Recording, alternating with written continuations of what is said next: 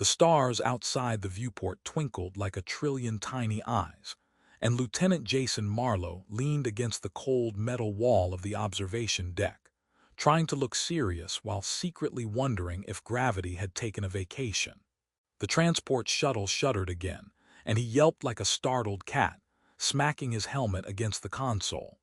The aliens aboard, each of them elegantly humanoid but with ears so long they could practically tie themselves into bows, glanced at him with a mixture of annoyance and faint amusement.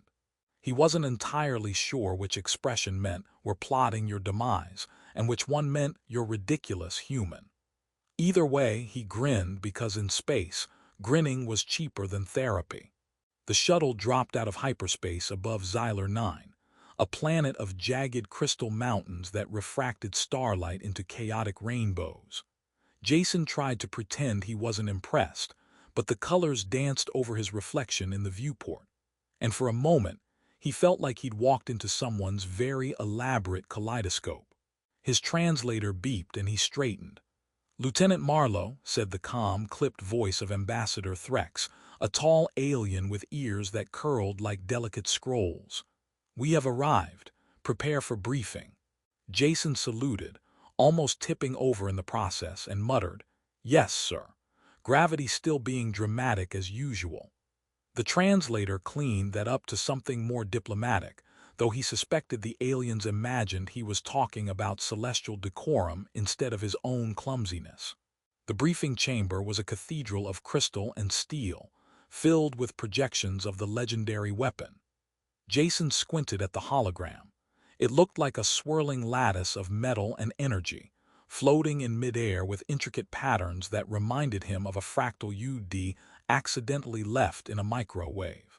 The weapon had been dormant for 1,000 years, and the aliens were, as expected, very serious about trying to awaken it. Some claimed it required harmonic resonance, some insisted it needed a specific telepathic sequence, and a few theorized it might respond only to the laughter of an intelligent species, which made Jason wonder if they'd ever met humans. Lyra stepped forward from the back of the chamber.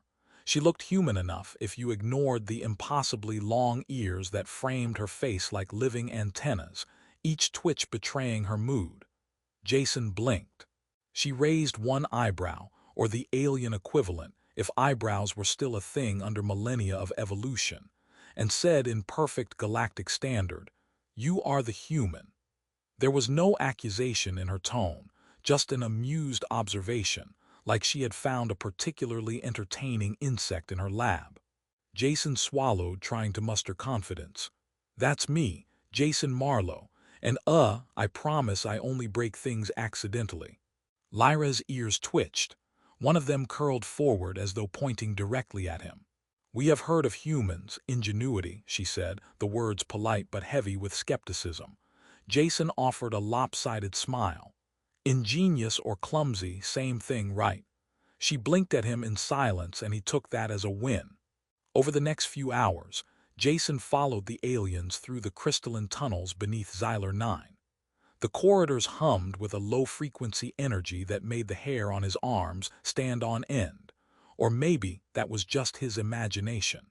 Every few steps, he tripped over cables or misjudged the depth of a floating platform, prompting quiet hisses of frustration from the aliens and quiet snickers from Lyra. Once he accidentally knocked a vial of antimatter solution onto a magnetic surface, where it floated like a suspended snowflake.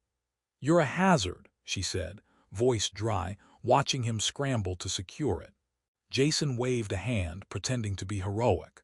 "I prefer the term living experiment in human adaptability." Her ears flicked. He was fairly certain that was laughter. The alien council gathered, a constellation of long ears and glittering robes, projecting diagrams of the weapon above the chamber. Jason tried to follow along, but the equations twisted in ways that felt like origami made by a drunken mathematician. "So basically, if I push the right button at the right time, no, that's probably wrong," he muttered under his breath. Lyra leaned close, and Jason noted the soft curve of her cheek and the way her ears twitched in perfect synchronization with her thoughts. You may not have buttons, she said, almost teasing. Perhaps intuition is required. You humans are sometimes unpredictable.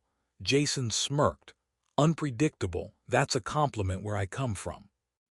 They paused in front of the weapon chamber, a vast vault of shimmering crystal and hovering energy fields. Jason's palms sweated, but he couldn't resist making a joke. If this thing blows, I hope someone filed the insurance claim. Lyra's ears quivered. She didn't answer immediately, but Jason caught a flash of amusement in her eyes. For the first time, he saw that the alien seriousness surrounding this weapon might just have a sense of humor buried deep beneath the layers of protocol and eons of tradition. Lyra guided him closer, pointing out the inscriptions etched into the crystalline walls. Jason squinted. Are these instructions or bedtime stories? She raised an eyebrow. Both, perhaps, interpret carefully.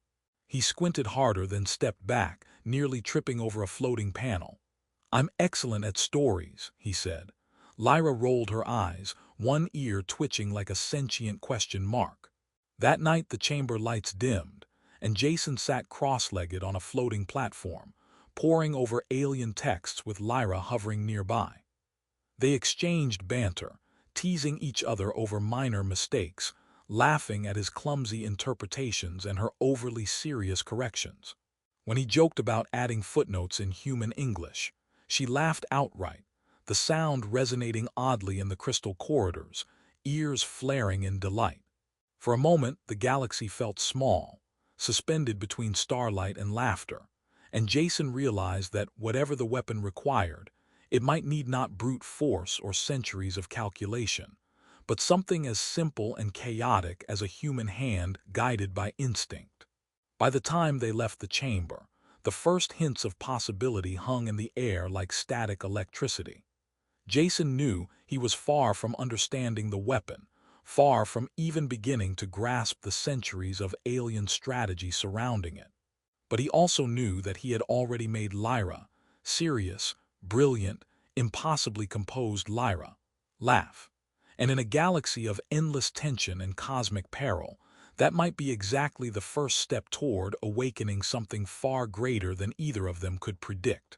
The next morning, Jason woke to the faint hum of Xyler 9 energy fields, a sound that felt like the planet itself was clearing its throat.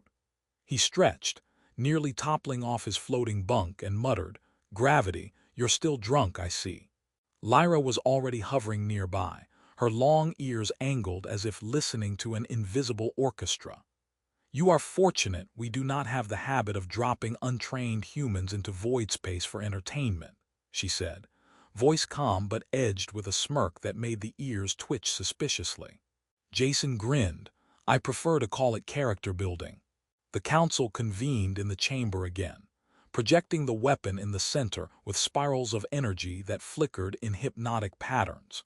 Aliens debated feverishly, their ears twitching with every gesture, some curling in frustration, others flaring dramatically as if they were punctuation marks in a tense novel. "Telepathy is insufficient," one elder announced, tone like a glacier moving too slowly for dramatic effect. "Harmonic resonance fails to trigger the core." Another piped up. "Perhaps we require the sacrificial song of the Xylerian moonbird." A collective shudder swept through the humans' observation gallery, which was mostly Jason, who whispered to himself, "Great, the weapon needs a karaoke night." Lyra leaned down, one ear brushing his shoulder. "Do not concern yourself with their theatrics," she said. Jason shot back, "I never worry. I prefer to supervise chaos at close range." She didn't laugh, but her ears flicked. That was as good as a chuckle in alien etiquette. They entered the labyrinthine corridors toward the weapon vault, Jason stumbling over more floating conduits. "You sure this is the safest route?" he asked. "Safe? No. Exciting. Very." Lyra's voice was flat, but the subtle quiver in her ear betrayed amusement. Jason grinned. "Excellent. I love field trips where the floor might try to eat me." As they approached the vault, Lyra paused before a wall of shimmering alien inscriptions. "Observe. These markings tell a story, not an instruction. Many scholars overlook this, but stories hide their own logic. Jason squinted, reading lines that seemed to loop in impossible geometries. So, like a puzzle in bedtime story form, Lyra arched a long brow. Precisely. Perhaps humans can read stories intuitively. Perhaps you can. He puffed up his chest. Intuitive story-reading human reporting for duty. Inside the weapon chamber, the core of the legendary device hovered, an intricate lattice of pulsing energy.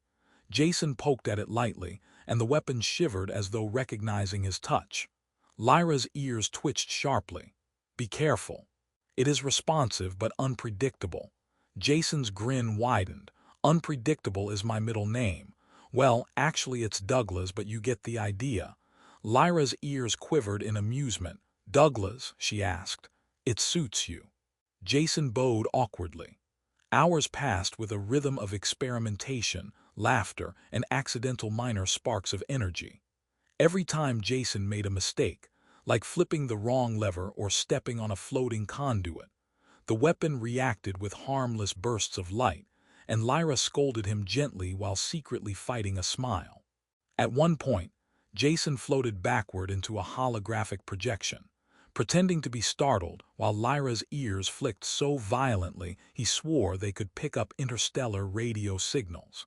I assure you, he said, brushing imaginary dust off, this is all part of the human method.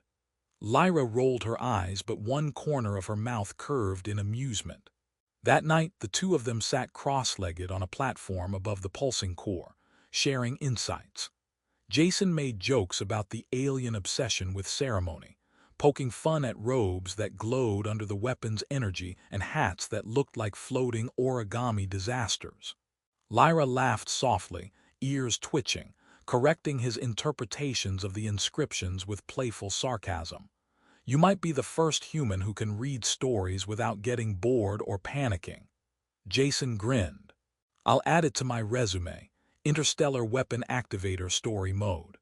She flicked one ear toward him, the closest she came to a smirk. Meanwhile, the council below grew more frantic. One elder suggested syncing the weapon to planetary alignments. Another insisted on a collective telepathic chant that sounded suspiciously like a lullaby for giant cosmic slugs. Jason whispered to Lyra, "Do you think they'll ever just read the instructions?" She rolled her eyes. "Instructions are for humans, we prefer drama." Jason nodded solemnly. "Ah yes, drama, the fuel of all civilizations." By mid-cycle, Jason had begun to see patterns in the inscriptions. The weapon didn't demand raw power or complicated rituals. It required intuition, timing, and a touch of human unpredictability. Lyra watched as he experimented, offering subtle guidance when his impulsiveness bordered on disaster. Every accidental spark, every misjudged floating step, was a data point in the strange equation the weapon demanded. At one point, Jason made a face at a harmless energy pulse, saying, "This thing might be plotting against me." Lyra's laughter echoed lightly across the chamber, her ears swaying like antennae capturing a distant tune. Later, Jason floated above the pulsing core, pointing at geometric patterns. "If we do it like this—" "No, wait, that would probably start a galactic fireworks show," he said. Lyra crouched beside him, gently nudging his hand toward the correct sequence. "You are close, do not overthink." He leaned back, crossing his arms. "Overthinking is my specialty, underthinking, not so much." She tapped his shoulder, one ear flicking sharply. "Sometimes you must abandon specialty for success." Jason grinned. "Abandon specialty, note taken. Also, remind me never to try knitting in zero-G. Terrible idea." The day ended with the chamber dimming, the weapon settling into a gentle pulse, responsive but not active. Jason floated beside Lyra, their shoulders almost touching. He tried another joke. "Do you think it likes me, or is it just pretending because I'm funny?" Lyra's ears twitched like they were shaking their heads. "It tolerates you because you make sense where others cannot, and perhaps because you amuse it." Jason blinked. "Amuse it? I'm officially a cosmic entertainer now. I accept applause in any form, preferably coffee. She raised a long brow. You humans are remarkably persistent. They left the vault, laughter and lightness trailing them, even as the council's bickering escalated behind closed doors. Jason realized that the weapon might awaken under his touch, but only if he continued to act like a human, curious, clumsy, and unpredictable. And if he survived the next week without blowing anything up, perhaps he and Lyra would uncover the final secret hidden in the millennia-old device. Jason floated in the dim glow of the weapon chamber, staring at the lattice of pulsing energy that had taunted the galaxy for 1,000 years. His palms itched, fingers twitching as if the universe itself were daring him to make the first move.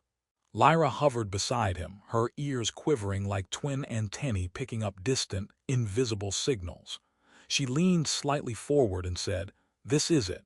Do not hesitate. The council will continue their debates below, but the choice rests with you." Jason exhaled audibly. "Choice? You mean me, right? Not the centuries of alien drama swirling around us." Lyra's mouth twitched at the corner, the closest thing he had seen to a grin in hours. "Precisely. You may be clumsy, but you see patterns they cannot." He hovered closer to the core, tracing the intricate glyphs and crystalline nodes. They shimmered in response to his presence, pulsing faintly, as though the weapon recognized a new kind of mind, human, chaotic, intuitive. He reached out, hesitated, then joked aloud. "Well, if this ends badly, at least I'll go out looking heroic, right?" Lyra's ears flicked sharply, almost as if to tell him that heroism and humor were not mutually exclusive. Jason shook his head and touched the lattice. The weapon shivered under his hand like a coiled spring finally released, and energy cascaded in waves that turned the chamber into a kaleidoscope of flickering light. The council below erupted into chaos, their ears flaring, robes glittering wildly. Some shouted in fear, others in amazement, and a few were simply convinced that the human had accidentally summoned a cosmic deity. Jason floated a little higher, trying to balance the exhilaration with the mild fear that maybe he had just signed up to obliterate a fleet or two. Lyra's voice cut through the cacophony. "Focus, Jason. The weapon responds to intention, not panic. Use your understanding, your insight. It requires your touch, your choices." Jason rolled his eyes, ears twitching behind him from the human's analogies for alien panic. "So basically, all the things I do naturally without realizing it," he said. He manipulated the nodes with a careful combination of intuition and experimentation, each adjustment sending pulses of light racing along crystalline channels. The weapon hummed in resonance, a rhythm that felt almost musical. At one point, he accidentally activated a minor energy stream, and the projection of the galaxy below flickered like a 3D holographic disco. "Oops," he muttered. Lyra snorted, her ears quivering as though they were laughing in stereo. "You have much to learn," she said, voice soft, "but your mistakes have value. They reveal pathways no alien has considered."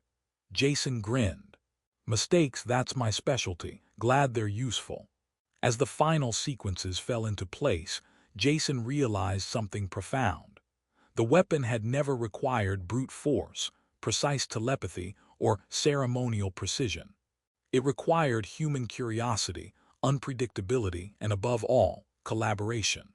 Lyra had guided him with her subtle insights, her laughter, and her wit, but it had been his human instinct that harmonized the energy, unlocking centuries of dormant potential. He realized with a flicker of pride that his chaotic tendencies had become strengths when paired with knowledge and patience. He pressed the last node, and a wave of light expanded outward, transforming the chamber. The weapon hummed, alive at last, responding fully to his touch. Aliens who had been bickering just moments before froze, ears flaring, robes catching the radiant energy in a dazzling display.